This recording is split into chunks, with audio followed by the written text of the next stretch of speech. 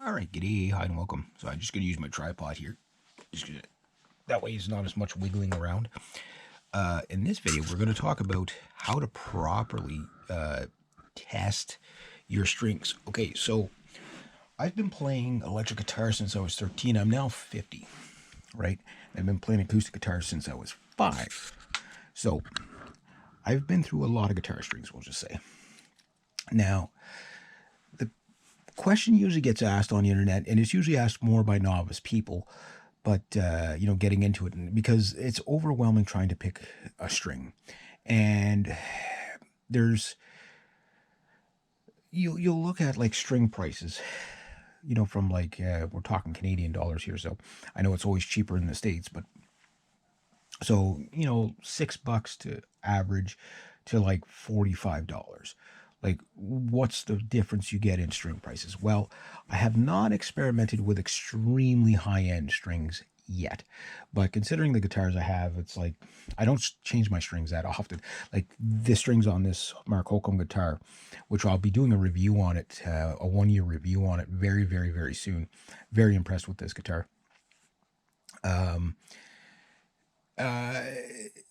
The thing is that the strings that you get with the guitar, most people just swap them out right away. I say find out what was on it if you can, and take note of it. Maybe with some guitars, they won't tell you what string brand it is, just because it's they're just like no name brand, right? Chances are they're going to be some sort of a Dario string, just no name Darios, right? But in this case, these are PRS strings, right? So now I have a benchmark of when the guitar was brand new and the strings are brand new, strings can drastically change your tone. And I've learned that strings will change your tone even more than pickups to a degree. Like if you're going from a low output pickup to a high output pickup, okay, yeah, you're gonna get a tonal shift, and a noticeable one. But strings, the Darios don't sound like the Deans. The Deans don't sound like the Gibsons, and it is very, very tricky to know where to start. So the question usually goes something along the lines of, "What's the best string for my guitar?" And how do I pick the best string? What's the best string gauge? So in the previous video, I talked about string gauges a little bit. A lot of people don't understand the concept of string gauges. Like, guitars are under tension, right? So there's a certain amount of tension that a guitar can play safely without warping the neck. So we've already discussed the thicker the string, the thicker the tone, but also thick, heavy gauge strings have more tension on them, right? So you tend to get more resonance, but the problem is you also have more tension, which can make them harder to play. So that'd be where you want to start. What kind of work are you going to be doing with your guitar? Are you going to be playing mostly rhythms? Are you going to be kind of like 50-50 rhythm lead, kind of like a guy like myself? Are you going to be like the super shredder guy? All that stuff. So super shredder guys typically think that they can only get away with 8s, 9s, and 10s and stuff like that. Yes, years ago I used to play with 8-gauge string, Dario 8-gauge, on my Hammer Diablo. They sounded great on that, but they sounded horrible on my Les Paul. Not every string can be matched up perfectly with every guitar. Some strings will just sound better on your guitar than on another. So a string that you actually absolutely hate on one guitar might sound freaking phenomenal on another. Kind of just is what it is. So how do you get there without spending a ton of money? Well, first off, I would recommend you pick a bass model string. Most people are going to go with some sort of a Dario string. So if you got a Floyd Rose guitar, typically you're going to use 9s, 8s or 9s. I don't recommend 10s for Floyd Rose guitars, or Edge Tremolo, or Shaler, or Goto, or whatever, because what happens is with on the back of the guitar on a Floyd or whatever, you have 2 screws that are into the body to keep the spring tension on the bridge, so that when you got too much tension on the bridge on your Floyd, that it can So pretend this is the guitar body here, and it leans forward. You have to put more tension on those springs, right? Which stiffens up the arm to the point where it makes it hard to use. So, and you're putting more tension, on those screws into the guitar body. So I wouldn't recommend anything heavier than 9 gauge for a, wiggle stick whammy bar guitar. With the caveat of, say, something like a Fender Stratocaster or maybe a PRS, you can go with 10s on those. Unless, caveat again, you're down tuning, say, like drop C or something like that, where you can go with you might need the string with slightly higher tension. But it balances out because you're tuning lower, the extra tension is taken off from the standard tuning, right? So when you're in standard tuning, these strings will be, say, just give or take roughly about 160 pounds on your guitar. But when you're in drop tuning, you might bring it down to 140 or whatever on your guitar. Now, if you were to take these same strings and tune up to standard tuning, you might be at 170 pounds, which would be harder on your guitar. I'm just using arbitrary numbers. They're not exact, but just to give you the idea.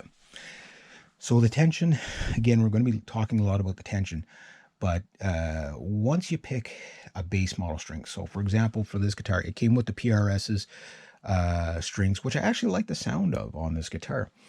So now I can buy, say, a pack of PRS 10 to 52s and buy, say, these, the 10 to 52s. Okay, now I'm going to be able to compare these strings to those strings. And if you can record and go back and kind of use them as a reference, that's great. You don't have to do this every time.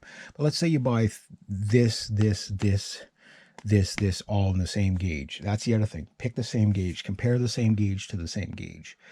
And then always go back, maybe say you do this set, and then go back to that. Then this set, go back to that. And that's the way I've done it. And because every time I go back to the base model string, it's like that's when I really hear how different the other strings were. And then, of course, if you have recordings to, because memory isn't always as good. Like, for example, Dean Blue Steels, I used to really like those. They were kind of expensive at the time, and they still are now. This series here, Signature Series, I've never tried before. And, these, like the nickel wound, whatever, some of them have, a string that's, wound a certain way so that it's better for metal, some better for, clean, like, for example, flat wounds. I've used tons of Dario 10 to, I guess was probably 10 to 46 flat wounds on my SGs, and the clean tones are just angelic. Like, I cannot, if you have a Telecaster, please put some, please try it. If you're going to play a lot of leads and a lot of distorted sounds, the flat wound sound give you that kind of like old Tony Iommi sound, because that's what he used to use way back in the day, because that's what was available. But basically have a reference point string, and then and the same gauge, so you're comparing apples to apples, because you really can't compare 9s to a heavy set of 10s, right? They're going to sound different. I find just especially if you're doing a lot of heavier playing, the 9s clean up a bit better, right? But they sound a lot thinner and a lot twangier. Where if you want a kind of like a tighter sound, I find the 10s work better. So, plus every time you switch from string gauges, a lot of times you have to, like, going from 9s to 10s, you might get away with it if it's like 10 to 42 or 9 to 42. You probably don't have to re-intonate the guitar, but you might say 9 to 42 and then 10 to 46. You'll probably have to tweak the, a little bit, because you're going to have probably too much tension with the 10 to 46, in standard tuning. So what I would say then is just, like I say, try to keep it as apples to apples comparison as you can. Record as much as you can. If you can't record, just do your best to A/B it the best way you can. Judge fresh strings by fresh strings, not, okay, here's my year-old strings on the guitar, and you put anything on there, it's gonna sound better regardless, right? But there's certain things that when I critique, I'll even write things down, such as well, I don't write it down, but I write it down in my head, so to speak. That this string has a more bubbly tone. It has a darker, a richer tone. Okay, it's brighter. Okay, it's darker. It's you know, um, it's less twangy, it's more twangy. And just kind of remembering those little things when you go from string to string, sometimes what that does for you is it kind of gives you a reference point. So when you are looking for a different string and you don't know what to pick, say, hey, getting back to the Gibsons here, because I've used these a lot. After trying about 20 different brands on my Gibson SGs, I settled on these guys. And it's just like, okay, well, the Darios just didn't really sound that great on it. The Gibson Bright Wines sounded the best for rock, but the Gibson Vintage Wines sounded the best for the cleans. And, if you were in a country rock band, you might want to go with the Vintage Wines. Like I say, the Dario Round Wounds, again, were the best for cleans. So far for the metal stuff, I mean, I've been using Darios for years, and that's usually been my go-to string, just because a lot of times they were cheap. But I always liked the Deans, the Dean Blue Steels. I found they were, I didn't buy them a lot because they were more expensive, but, so, like there's new strings like the Elixirs. I want to try those, all that. But then I discovered the PRS strings, and I was like, oh, hey, those things sound pretty good. I want to try a few of them, a few gauges, and see what I like. So anyway, that's how I do it. Hopefully this will help out just